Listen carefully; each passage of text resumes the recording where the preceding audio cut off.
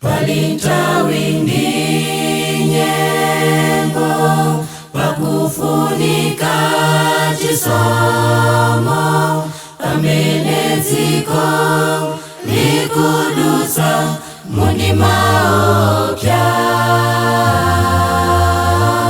ndipo modzi yekayo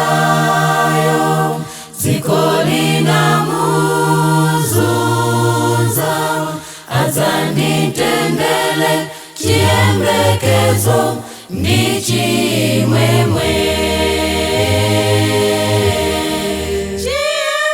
Yesu ndi chiyembekezo chanyengo ndi nthawi ziko lifuna Yesu mbuyeyo mpulumutsi wathu mpulumutsiyo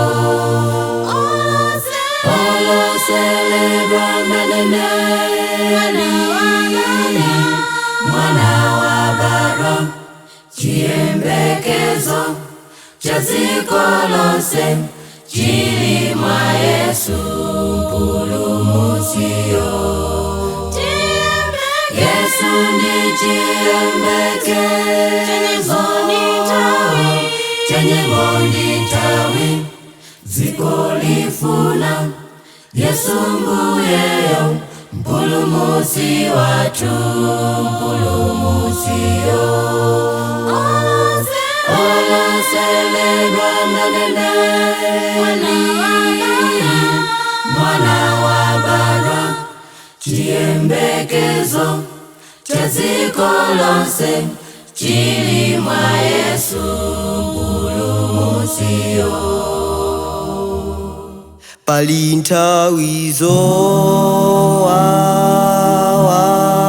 pamene nkhondo ndimfa zazinga dziko abambo amayi akulira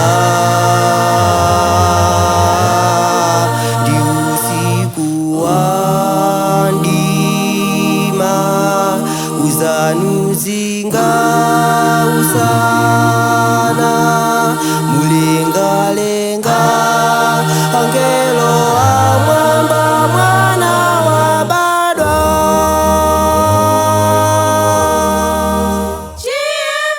Yesu ndi chiyembekezo chanyengo ndi nthawi ziko lifuna Yesu mbuyeyo mpulumutsi wathu mpulumutsiyo oloseledwa manenene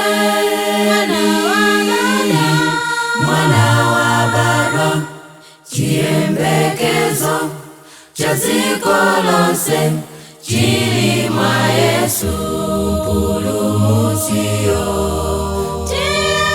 Yesu ndi chiyembekezo chanyengo ndi nthawi dziko lifuna Yesu mbuyeyo mpulumutsi wathu mpulumutsiyo